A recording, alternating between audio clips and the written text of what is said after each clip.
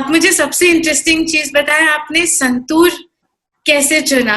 आप राजस्थान से हैं, वहाँ की बहुत इंस्ट्रूमेंट्स फेमस है, संतूर उनमें से नहीं है, तो आपने संतूर कैसे चुना?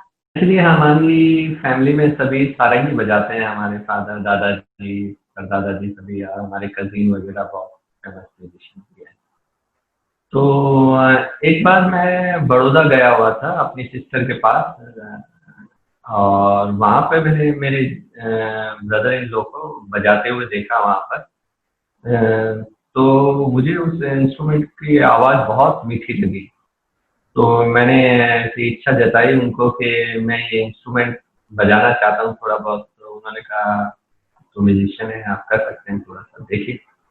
तो मैंने कोशिश की और मुझे बहुत प्यार हो गया उस वक्त। तो मैं वहाँ पे एक दिन मतलब करीबन 1.5-2 महीने रुकने वाला था। तो मैं मतलब पूरी रात उसको लेके बैठा रहता था। शाम को मैं 10-11 बजे बैठता, सुबह के 5-6 बजे तक कुछ ना कुछ इस पे एक्सपेरिमेंट करते रहता था। तो वो एक तरह से वो जो चिल्ला खींचना जैसा होता है वो हुआ, और मेरे थोड़े-थोड़े हाथ चलने लग गए। फिर मैं बस जोधपुर आया और फिर हमने हमारे पापा को बताया कि मुझे एक इंस्ट्रूमेंट चाहिए, ऐसा संतूर। तो उन्होंने मेरी संतूर खरीदने में मदद की। उस वक़्त इतनी आर्थिक स्थिति अच्छी नहीं थी हमारी, लेकिन उन्होंने कैसे भी करके मुझे दिलाया, और फिर बस यात्रा चालू हो गई इसी तरह से। और अब तो बहुत प्यार हो गया है संतूर से कि मेनली आपने क्लासिकल में अपनी तालीम और अपना संतूर प्रेजेंट किया है।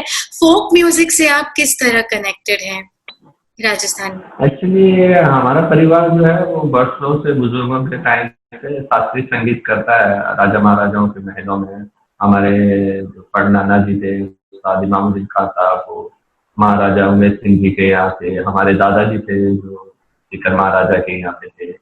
हमारे और जो कजिन नाना जी, मेरे माँ मम्मी के फादर वगैरह, वो जयपुर में कोर्ट म्यूजिशियन थे। तो ऐसे हमारा परिवार सभी राजा महाराजाओं के यहाँ बजाते। तो हमारे हमारे परिवार में क्लासिकल म्यूजिक है। हमारे राजस्थान का फोक हमेशा बहुत ही इंटरेस्टिंग रहा है। तो हम छोटे-छोटे मतलब बुजुर्ग लोग जो गाँव में, और ये अ, हमारे कुछ भी फंक्शन वगैरह भी होते हैं तो वहाँ पे भी हमारे जो गाना बजाना होता है तो राजस्थान के लोक संगीत से जुड़े हुए गाने बजाने होते हैं। तो कई हमारे रिश्तेदारों ने भी अच्छे लोक संगीतकार रहे हैं। जैसे उस्ताद चांद खां थे, वो ऐसा मान गाते थे कि मतलब उनको जोधपुर महाराजा ने खुद ने उनको वो मोटरसाइकिल, जो इनफील्ड बुलेट, उस जमाने में पार्टीशन से पहले की बात बता रहा हूँ।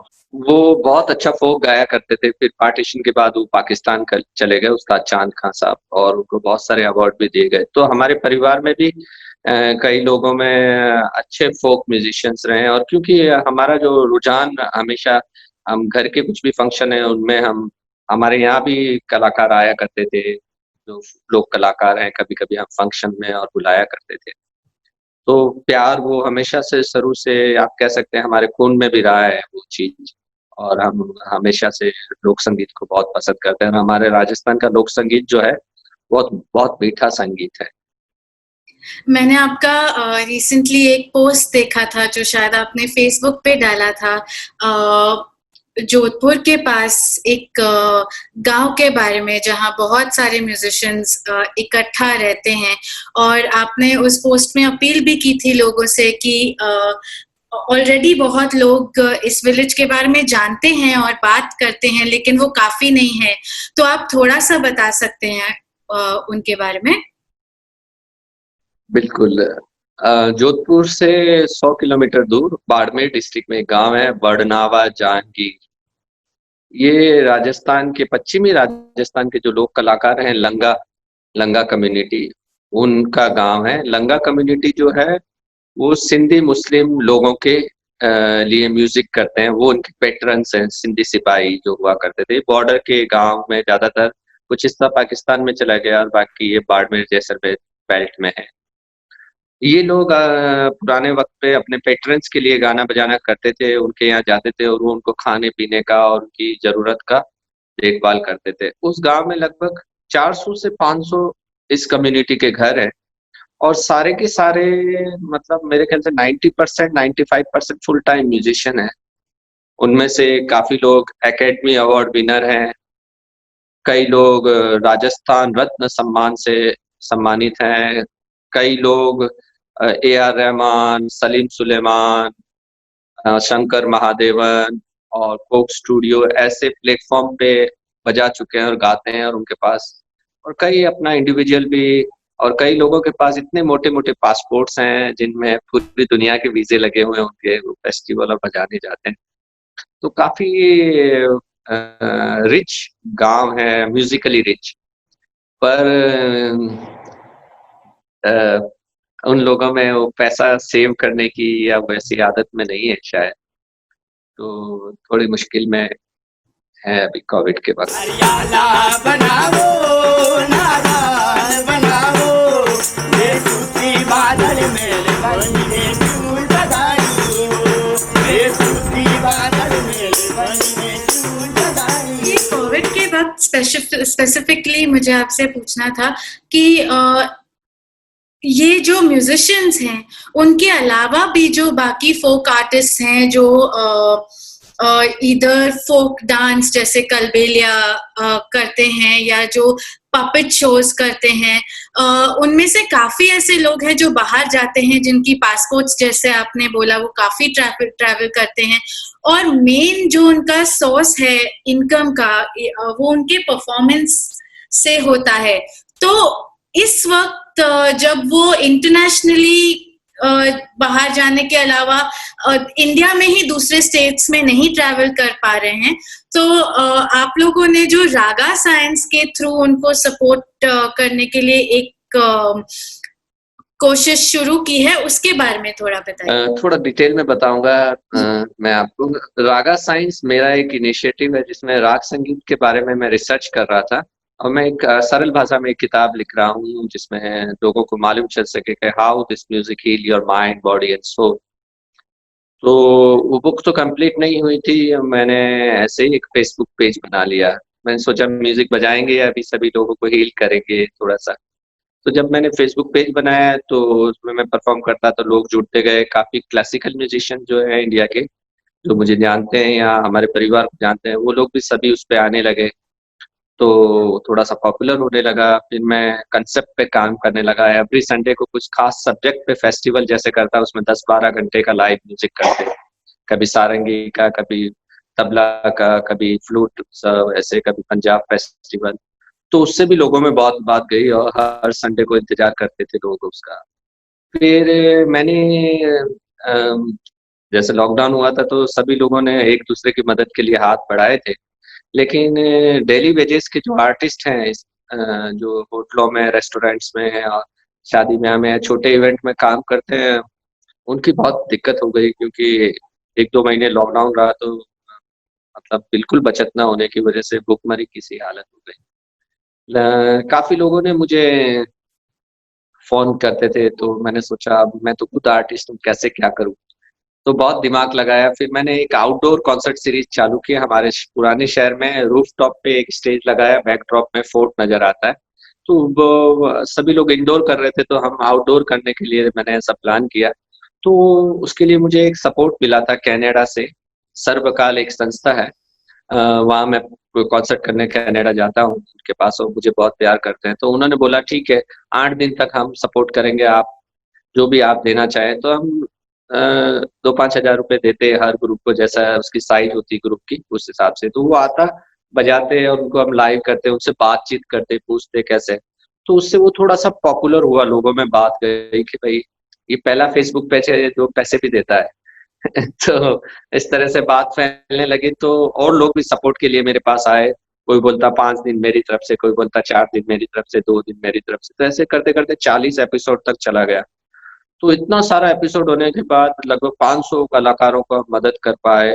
फिर कई लोगों ने हमें ग्रोसरी दी, जो 100 से ज्यादा पैकेट, वो हमने तो नहीं, वो लोगों ने दिए थे, पर हमने आर्टिस्टों को बांटे, तो उससे लगा रागा साइंस कुछ कर रहा है।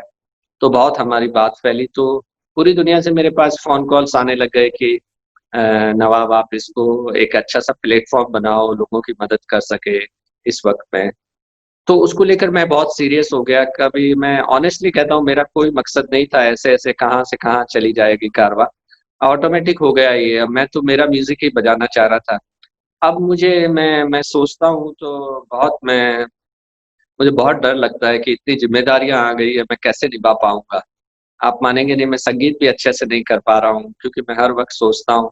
लेकिन मैं शुक्रगुज़ार हूँ, जो लोग मेरे साथ जुड़े हैं ना, वो मुझे हमेशा हौसला देते रहते हैं और हमने एक एक ऐसा प्लान किया है कि आने वाले 6 महीने तक, क्योंकि समझ में नहीं आ रहा अभी कब तक लॉकडाउन खुलेगा, तो हम 6 महीने के लिए 5,000 कलाकारों को कोशिश करेंगे कि उनका राशन-पानी का इंतज़ाम हो सके। तो हम एक एक ऐसा प्लेटफ़ॉर्म लेके आ रहे हैं रागा साइंस, जो 6 महीने तक हम एवरीडे एक योगा मेडिटेशन की कॉन्सर्ट, एक क्लासिकल म्यूज़िक की कॉन्सर्ट और एक फ़ोक म्यूज़िक और सूफ़ी म्यूज़िक की कॉन्सर्ट करेंगे, जिसमें वो सब पेड कॉन्सर्ट होगी और हम सबको पैसा देंगे। तो अब वो पैसा आएगा कहाँ से, इसके लिए बहुत मैंने विचार किया, तो क्योंकि अभी पूरी दुनिया हर जगह से फंड रेज़िंग हो रहा है, तो मैंने सोचा कि शायद हम तो बहुत छोटे लोग हैं, कैसे फंड रेज़ कर पाएँगे। अभी तक जितना भी सपोर्ट था, जो लोग मुझे जानते थे या मुझे ट्रस्ट करते थे, उन लोगों के सपोर्ट से इतना सब कुछ हुआ और जो भी हमारा काम देखा लोगों ने, तो उससे हुआ जो भी हुआ।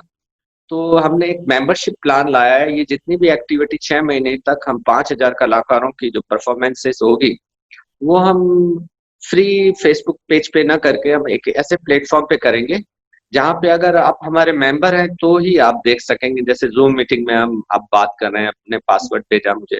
ऐसे ही ज़ूम का प्लेटफ़ॉर्म हो या गूगल का हो या बहुत सारे अभी प्लेटफ़ॉर्म आए हैं। ऐसे पे करेंगे, वहाँ पे हम स्पेसिफ़िक पासवर्ड भेजेंगे ईमेल से और वही लोग उसको देख पाएँगे और उसका एक मेंबरशिप हमने चार्ज रखा है। 6 महीने के लिए ₹1000 $14। तो आप $14 देके ये सारी एक्टिविटी आप आ सकते हैं और अगर किसी को म्यूज़िक का शौक नहीं है या इतना टाइम नहीं है, तो वो एक डोनेशन समझ के भी दे सकता है कि हम इतने सारे कलाकारों का जो मदद हो रही है उसमें योगदान दे सकते हैं। एक्चुअली हमने सोचा कि इसको एक एसोसिएशन बनाएँ, इसको फाउंडेशन बनाएँ, इसको कंपनी बनाएँ, क्या करें? इसके लिए सोचा तो मैं सच बताता हूँ, उसके रजिस्ट्रेशन कराने के भी पैसे नहीं है। तो कैसे क्योंकि मैं भी ये मैं 4-5 महीने से काम नहीं कर पा रहा हूँ। मेरे साथ जुड़े हुए मेरे ब्रदर वगैरह आप सब रहते हैं साथ, जॉइंट फैमिली में 20-25 लोग हैं, हम खुद भी। तो इतना सारा खर्चा उठाना ही बड़ा मुश्किल है। तो हाँ, हमारे फादर गवर्नमेंट सर्वेंट रहे हैं, तो उनकी पेंशन है, थोड़ा-सा कुछ सेविंग था, तो उससे चल रहा है काम अभी तक तो। और कुछ मैं ऑनलाइन भी कुछ मेडिटेशन सेशन वगैरह लेता हूँ और काफ़ी लोग मेरी मदद भी करते हैं इस तरह से। और ये जैसे आप म्यूजिशियंस की बात कर रहे थे, स्पेशली जैसे विलेजेस में या तो उनमें से बहुत लोग जो आउटडोर ऐसे परफॉर्म करते हैं, वो शायद टेक्नोलॉजी से उतना कंफर्टेबल नहीं होंगे, मतलब खुद का वीडियो फेसबुक पे डालना। जैसे अभी बहुत सारे आप जो कमर्शियल सिंगर्स फिलहाल देखेंगे, वो अपने वीडियोस ऐसे ही खुद डाल रहे हैं, सेल्फी वीडियोस जैसे हम डालते हैं।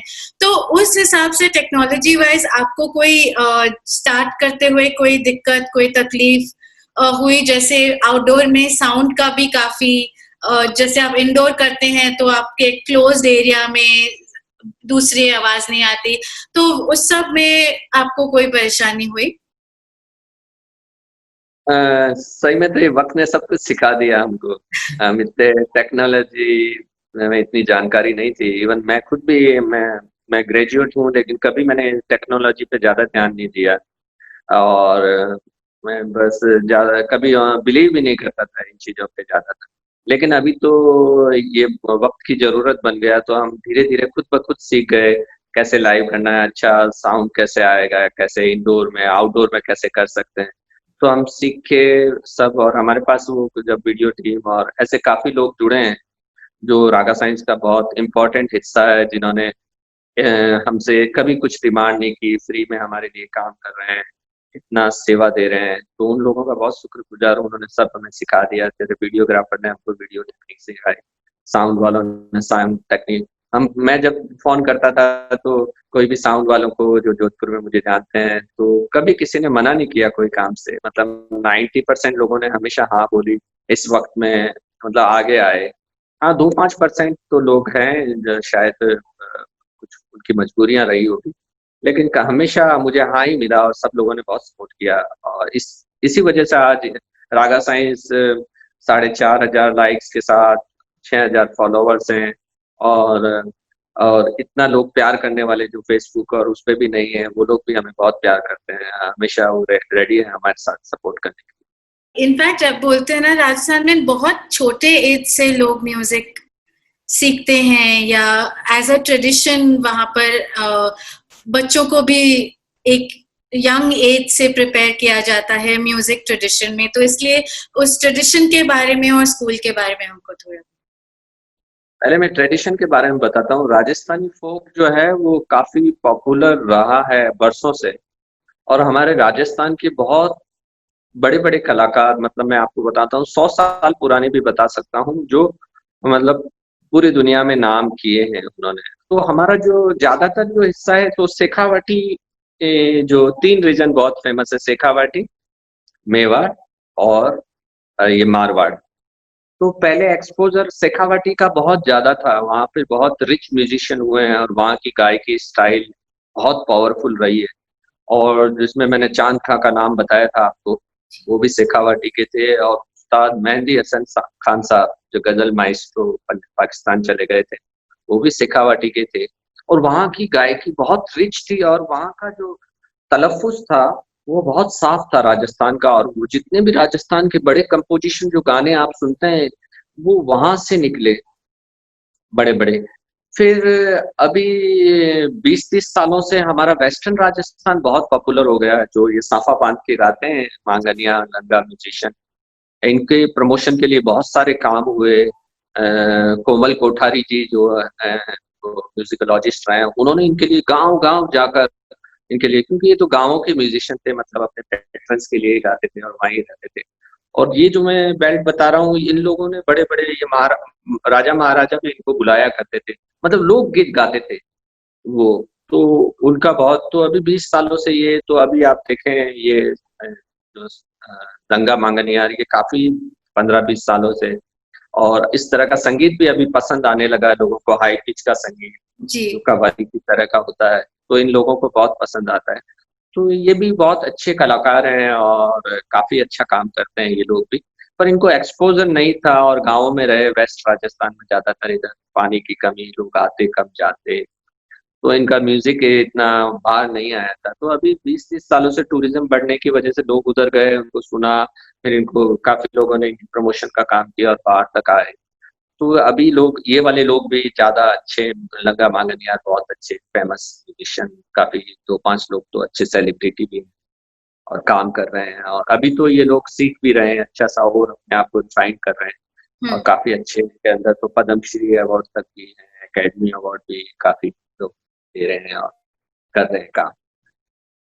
मेरा स्कूल जो है, मैं एक बार विदेश जाने के लिए ऐसा एक मैंने कोलैबोरेशन बनाया था, जिसमें लंगा म्यूजिशियंस के साथ बनाने की। तो मैं यहाँ पे, हमारे जोधपुर शहर में एक कॉलोनी है, लंगा कॉलोनी, उसके अंदर करीब 200-300 आर्टिस्ट रहते हैं, जो 20-30 साल पहले इनको जो म्यूजिकोलॉजिस्ट वो गाँव से यहाँ ले आए थे रोजी रोटी के लिए, और काफी टाइम तो उनकी कॉलोनी बनी हुई है।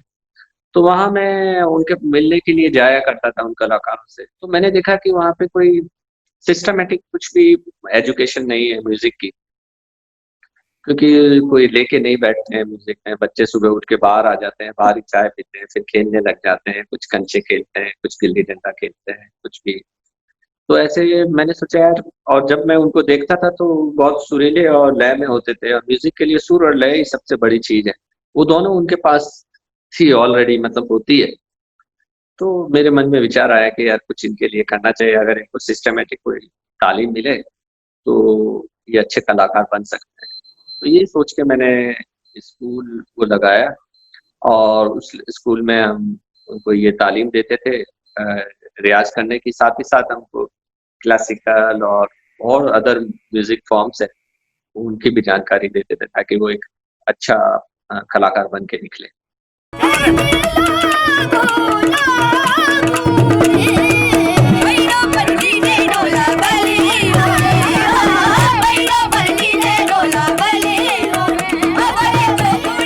थैंक यू सो मच, आज आपने हमसे बात की, और हम होप करते हैं आप जो काम कर रहे हैं वो बहुत अच्छा है, बहुत लोगों को इससे फायदा हो रहा है और वी होप और लोग जुड़े आपके साथ इसमें और हमसे या हम जिनको भी जानते हैं उनसे जो भी कंट्रीब्यूशन बन पड़ा जिस तरीके से भी हेल्प कर पाए वो करें। Thank you. जी जी, बहुत बहुत शुक्रिया। बस दुआ करें और स्प्रेड करें कि ज्यादा से ज्यादा हमारी हिम्मत बढ़ सके, क्योंकि बहुत बड़ा काम है और कैसे होगा ईश्वर ही जानता है, पर हिम्मत है हम में, हम आगे बढ़ रहे हैं। जस्ट